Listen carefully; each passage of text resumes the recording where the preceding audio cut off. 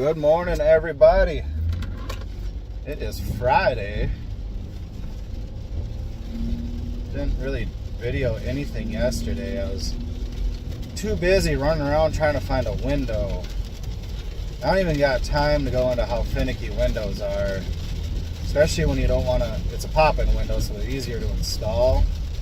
Thank God, because otherwise I'd have to tear up all the outside sill and trim, and it's capped. It's aluminum capped.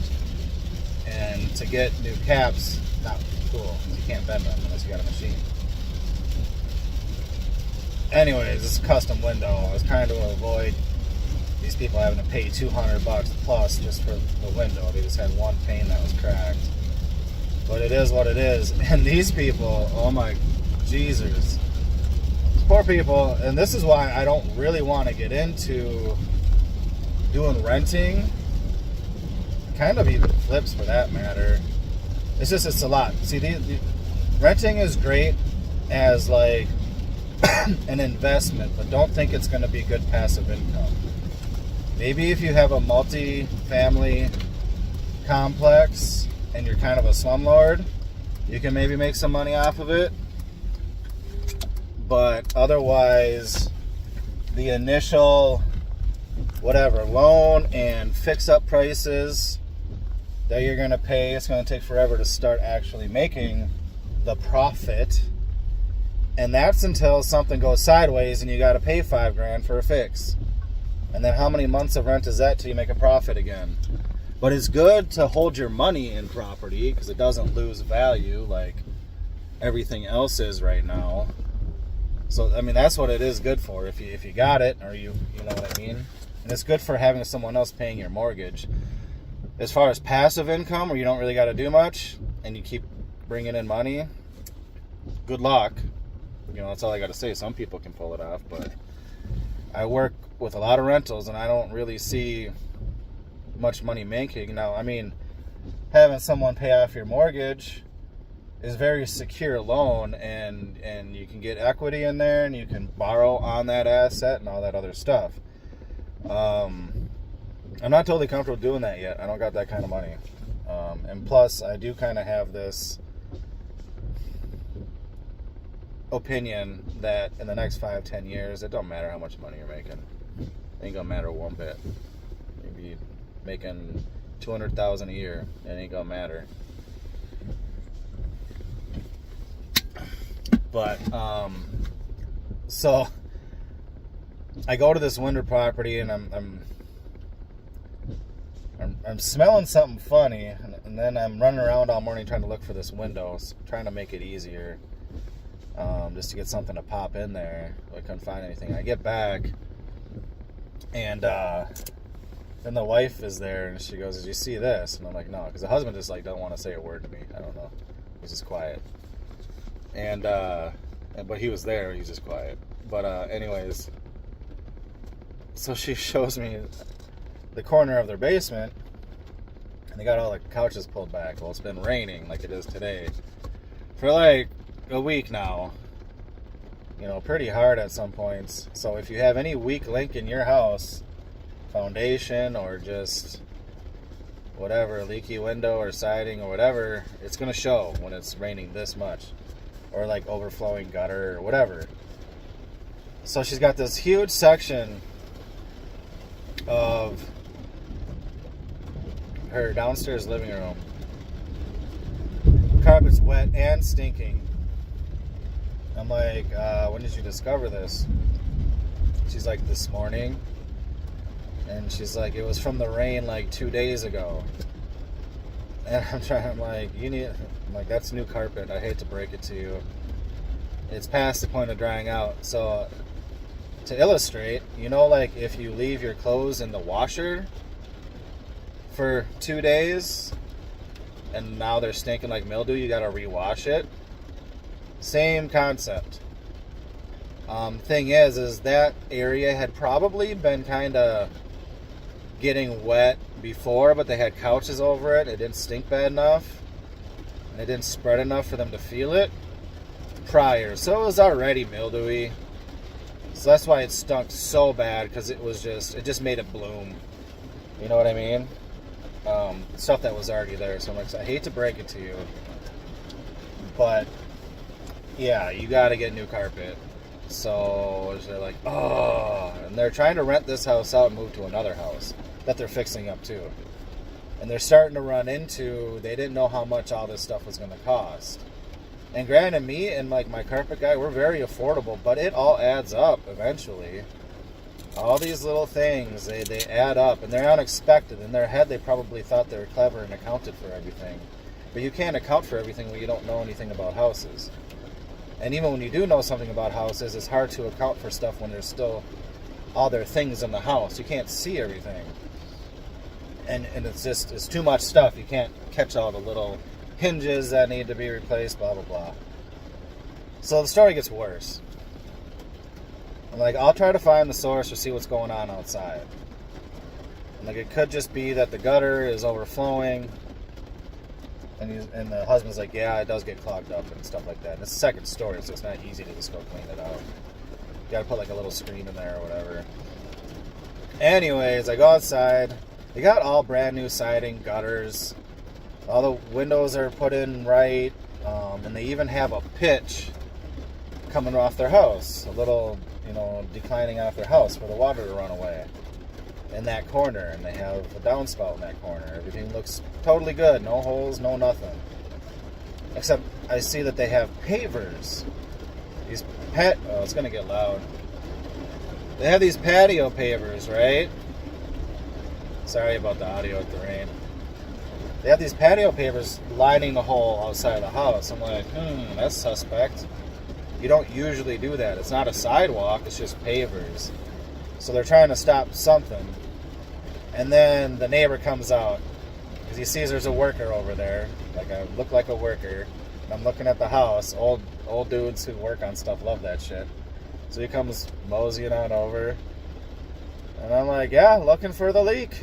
He's like, it flooded? I'm like, yeah. And he goes, yeah, before these guys even moved in, they were having problems with the flooding. So my conclusion is, since everything looks good, top level, and they've done extensive work to prevent flooding, that probably means something's going on sub-level, which means foundation. So not only did this poor woman get hit, and plus there was water in the other side of the basement in the laundry room. I'm like, that might be the washer, but I'm kind of like, but if it's because of the rain, that's coming from the outside. So these people got major foundation issues. Not good news when you're trying to do this kind of stuff. Getting a foundation guy out there kind of sucks. And even the which means opening up walls, maybe replacing some of the bones, some of the framework if it's too moldy, and like sealing off the best you can the foundation blocks. So yeah, money, good investments, but that sucks. And they can't proceed to rent that place until that is done. So all their math is now way off. You know what I'm saying? So, I mean, not downing that that business style or anything. It's just I kind of want to do it, but it's just not for me, man. I got to keep things simple. I just got to keep things simple. And that stuff is not simple. Well, where do we come up with $5,000 all of a sudden? And they want to rent it in like 2 weeks. where do we find $5,000? Or whatever it's going to cost. Maybe a couple grand, but still a couple grand is a couple grand. When you budgeted to the T, maybe now you gotta move stuff around, and then you gotta wait an extra year for your profits. She's pregnant. They already got an older kid. I mean, maybe they got a lot of money. I don't know. But you never really know. It seems like these days people think they got a lot of money, but they really don't. I just read some financial stuff yesterday, and even credit card debt has gone up in the last year or two. It's more than doubled. So like went from 45 billion to like $1.025 trillion or something like that. That's a lot in a year. So people can keep on playing like they got money. They got debt. They got a lot of debt. Anyways, I'm get ready to rock here. Going to the volunteer house for the paid work. Probably not going to videotape it. It's just a bunch of patching and little things today. Interior, just whatever, prepping for other work to be done. So it's just simple, whatever, no brainers. But yeah, that's crazy stuff. Alrighty, I'm back. So I forgot to mention too, I went to a meeting yesterday again. There's a whole other story too. So this is it's a modification to 12 steps, but ironically it's what the 12 steps are based on. So how do I explain this? 12 steps are Christ-based, but they had to take God out of it because the people who are entering this program have been dancing with the devil for so long. They're still kind of believing the whispers, and they want nothing to do with God. They think God is the bad one. That's how the devil works. Everything's inverted. And it's understandable. They've been literally living in hell for years and years.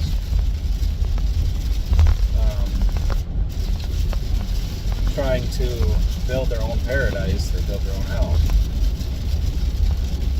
And so it just uses it's all the same still, just a couple different words.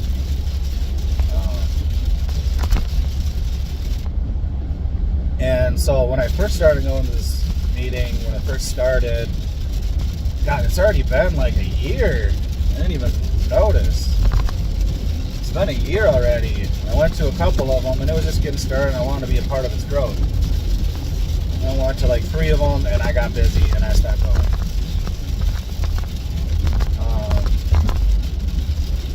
Things are different now. Things are shifting. I can go now. I went last night and the week before. And it's just been like last week, it was like 3 people. Me and 2 other people. I'm like, what happened? And he's like, it was big. And he didn't really give me the full story last time, the leader of it. But he gave it to me last night. And I see why he didn't tell me, because it was a long story. I'll try to summarize. But I guess at one point there was 30 people. And I'm like, 30 people, what had happened? And so what had happened was the guy who was kind of helping run it, Jamie, the dude was a little off, and he was really involved in the church. Same with his wife, was pretty involved with everything too.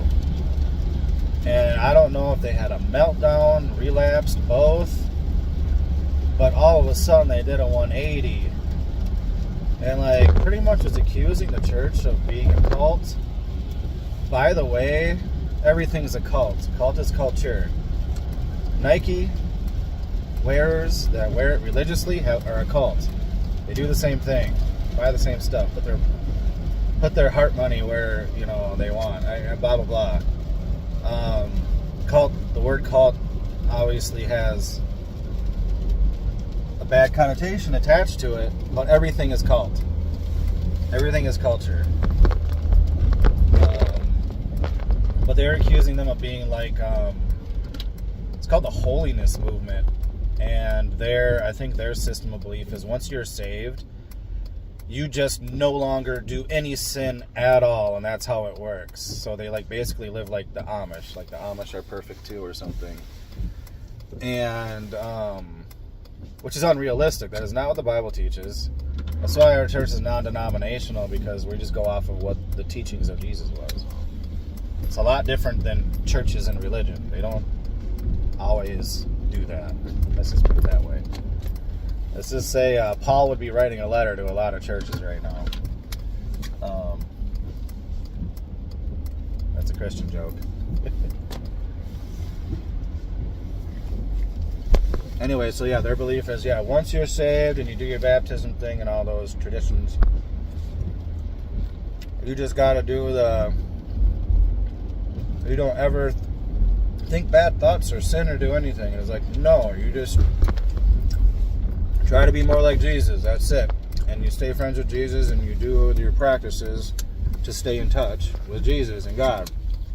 And in doing so, yes, you will sin, but if you're tight with them, call you out on it. And then you confess, get redeemed, and try better. It's self-improvement. And being a righteous man or person does not mean you never ever sin. Everybody falls. It means you get back up again. You catch yourself. Or you let him catch you, or whatever. Help you pull you out. That's righteous. Nobody's perfect. You be rocking it in one area, or a lot of areas, and fall short in another.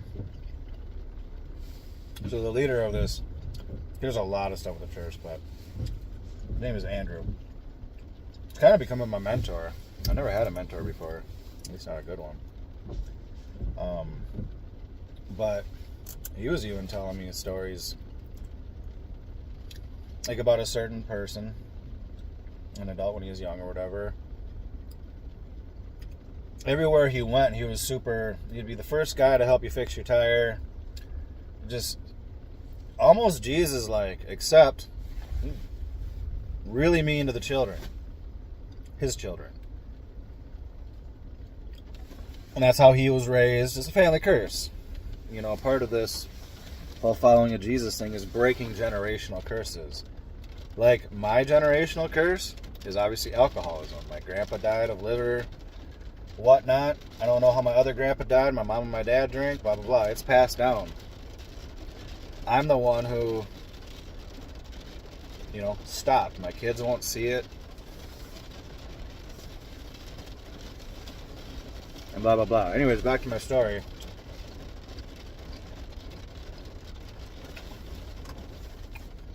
So this dude and his girlfriend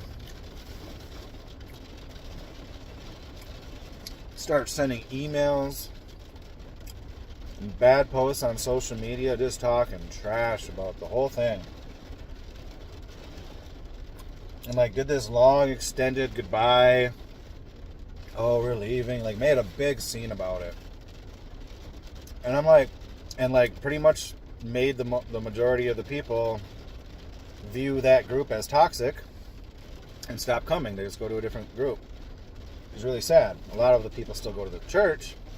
They don't go to the group anymore. Just too much drama. Nobody in recovery needs more drama than is already in life. And I'm like, what? Why can't you just leave? Why would you have to do all that? And this dude, he cares so much about people. He's on Father's Day, he talked to this couple for 2 hours. They called him on Father's Day, and he gave 2 hours of his day on Father's Day and heard him out. And the whole time he's like, where are you getting this? To the point where he even bluntly said this is a good example of the devil's lies, because none of what you're saying has been preached, insinuated, or anything ever. Where are you getting it? And where are you getting it so much that you're going through this extreme to whatever you say you're doing, warn people and all this stuff? And ironically, the church that they're going to now, which they'll probably do the same thing at, the pastor there is actually an offshoot from our church. He interned at our church. He was just, he visits our church. I think he speaks at our church once in a while. Was just hanging out with pastor at the church last week. So they went. Anyways, people are just retarded. But anyways, I'm happy to get back. Anyways, it was just me and the main dude last night. And that was fine. I don't need a big... I might want to go to a group that's bigger just for the party and whatever. But for right now, I like talking to this dude who I'm viewing as my mentor now. And we didn't even really do any traditional step work or anything. He didn't even grab the books. He just sat down and we just bullshitted the whole time. And it worked. It was on topic. It was about life. I was working through stuff, both of us, and all that, and it was glorious. I'm happy that I was going 2 weeks in a row. I want to keep it up. See, that's the thing too. My wife is like, "You going to your meeting tonight?" I'm like, "Yes," because that's her job. She's supposed to remind me of that stuff because I'll forget, and she knows that it's good for me. But on the same token, she's like, "Oh, putting the kids to bed by myself and da da da." Oh, whoa. And I'm like, well, how do you want me to keep going to this if you're going to whine about me being gone for an hour? Or actually, it's like an hour and a half or whatever. You know what I'm saying? Like, you want me to do what's good, but you whine when I do it. Just like I keep telling her, she's like, money, like, we need money. You need to, you know, get more business and blah, blah, blah. But when I do, then I'm not taking on as much load at the house. I'm more exhausted and all this stuff, and she doesn't get that luxury. And then she's like, oh, well, maybe I don't mind it when he's just more part-time-ish, because that means someone's got to do it. And I'm like, yeah, and that's what I've been telling you for years. I'm like, you can easily stop working altogether if you wanted, or just go part-time, pick up the load of other things, so when there's stuff that needs to be done, like fixing stuff or car stuff, I got time to do that, not just do that and fold 5 loads of laundry and da-da-da-da-da-da-da. Cook dinner and all that stuff takes time. And like, we can do it that way if you want. She hasn't seemed to jump over to that side yet. She knows she don't want to do it. Alright, I'm going to go take a long walk through the hardware store here.